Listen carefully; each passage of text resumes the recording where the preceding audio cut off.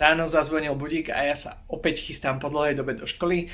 Idem sa naučiť niečo malo po tajsky, súvisí to s môjim pobytom momentálne v Tajsku, ktorý bude síce nemoc dlhý, ale hovoril som si, že chodíme sem pravidelne, nejaké základné veci by bolo dobre vedieť. A čo teraz chcem povedať je to, že neviem, či tam budem môcť natáčať, pochopiteľne asi skôr nie, nejakých pár záberov spravím, aby ste si to pozreli. Dáme si nakoniec nejakú rekapituláciu, aby ste mali takisto povedomie napríklad o cenách, koľko stoja napríklad education visa, koľko stoja jednotlivé programy na vzdelávanie tu v Tajsku. Štúdium bude prebiehať anglicko-tajsky, takže som zvedavý, myslím si, že to zvládnem a že to bude zábava.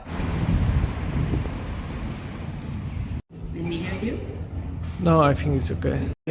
Well, you have to talk me through it in English and then I'll speak in Thai. Natočím vám v rýchlosti takto tie papiere a potom si niečo k tomu môžeme pozrieť. Toto je niečo z toho, čo sme dneska preberali. Respektíve môžeme si niečo k tomu povedať celkovo k tým vízám a k tej hodine. Čiže keď chcete, tak si to môžete stopnúť a možno niečo málo sa priučíte taktiež. Uvažoval som, že či vám natočím nejakú sériu videoblogov, respektíve nejakých informácií o tom, že ako prebieha celkovo tá hodina, že to budem vydávať namiesto pondelky v piatky, ale naozaj riešim dosť veci a nemám na to kapacity, keďže sa jedná o YouTube, celý ten obsah odo mňa tu máte zadarmo, hej, takže v podstate ani YouTube mi nič neplatí za to, že ho robím a je za tým naozaj dosť veľa práce, prispôsobíte nadpisy, popisky a tak ďalej, hej, takže čiste reálne nemám na to momentálne kapacity a nie je to vec, ktorú by som chcel robiť, čiže nebudem vám tu natáčať nejaké hodiny tajčiny, aj keby ste v podstate mohli so mnou krok za krokom. Dajme si taký nejaký prehľad 30 hodín skupinových lekcií v Tajsku s tým, že budeme brať do úvahy víza, budeme brať do úvahy to, že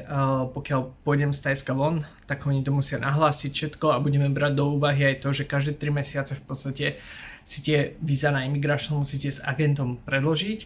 Každá tá návšteva s tým agentom stojí 5000 batov, to je 132 €. 30 hodín v podstate v tej škole ako skupinové lekcie tiež vychádzajú 132 €, hej, 5000 batov, takže to máme v podstate prvýkrát zaplatíte nejakých 22 900 batov, to je okolo 606 €, je to za vybavenie toho procesu všetkého, potom vám dajú víza, tie víza sú na 3 mesiace a každé 3 mesiace chodíte na úrad ich predĺžovať a to je to, čo vás pokaždé stojí tých 5000, čiže to máme 3-krát predĺženie. A plus vlastne máme 5000 za tých 30 hodín, to sú v podstate hodiny, povedal by som tak na pol roka približne.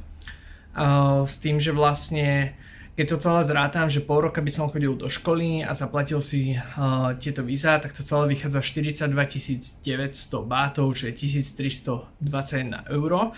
S tým, že pokiaľ by som rátal celkové náklady na rok, tak samozrejme musím rátať tú školu ako keby 2-krát, ale ja si potom dám asi súkromné hodiny, ktoré sú drahšie.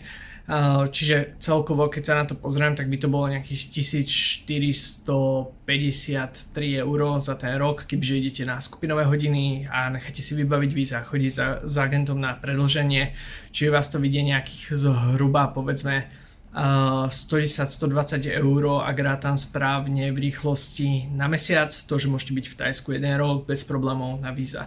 Hej, je na vás, môžete si to prerátať, či je to pre vás dobré alebo nie, lebo jedná sa o education víza, potom sú rôzne iné možnosti ako napríklad DTV víza, alebo potom máte možnosť si zažiadať o marriage víza, kde naďalej môžete pokračovať napríklad k procesu získania rezidencie a časom aj občianstva, hej, záleží čo komu vyhovuje, to si otvoriť účet, čo si na účet si neotvoríte na education a DTV víza. Hej, čiže rôzne víza majú rôzne pravidlá, potom máte takisto víza ako Thai Elite víza, tie sú troška zase drahšie a slúžia práve pre tých prémiových klientov. Všetky tieto informácie sa dosť často menia a ja neviem, ja budem vydávať toto video asi za 2-3 mesiace od toho, kedy ho natáčam. Čiže tieto informácie sa môžu dotedy zmeniť, je dobre si to preverovať. Len veľa ľudí sa ma pýtalo čo vie, že som v Tajsku alebo tak, že koľko na pol roka, na rok by vyšli také klasické víza bez nejakých vizeranov. Čiže celkovo, keď to chcete zobrať aj so štúdiom na rok, tak si pripravte okolo tých 1500 eur, hej. Je to menej, ale orientačne sme to tak prerátali. A ako som hovoril, momentálne už fakt nemám kapacity vydávať ďalšie videá, chcem sa venovať viac vývoju nástrojov pre tréning botov, vývoju rôznych zariadení, ktoré umožňujú využívať tieto technológie a nechcem tráviť moc veľa času. Ešte z toho cestovania takto si ukladám jednotlivé ako keby spomienky, je to pre mňa taký ako historický záznam, čo je super, ale naozaj na tajskú školu a nejaké prerozprávanie vám slovenčiny, tajčiny z anglického, tajského kurzu momentálne nemám kapacity. Každopádne sme na YouTube. Máte možnosť mi napísať, čo si o tom myslíte, určite napíšte to do komentára a pokiaľ sa vám takýto aspoň rýchly prehľad odo mňa páčil, tak tam hoďte like, môžete to poslať nejakému známemu alebo niečo a pokiaľ vás niečo z tejto témy zaujíma, alebo v tom videu samozrejme snažím sa pre vás pripravovať čo najkratšie videá, neobsiahnem všetko, pokiaľ máte nejaké otázky, v kľude sa ma pýtajte, lebo v Tajsku som bol celku dlhý čas za posledné roky a plánujem sa sem, ako som spomenul predtým, párkrát ešte vrátiť, takže rozhodne myslím si, že mám nejaký detail o tom, ako sa žije napríklad v Bangkoku, Pattaji a tak ďalej, čiže kľudne napíšte mi dole.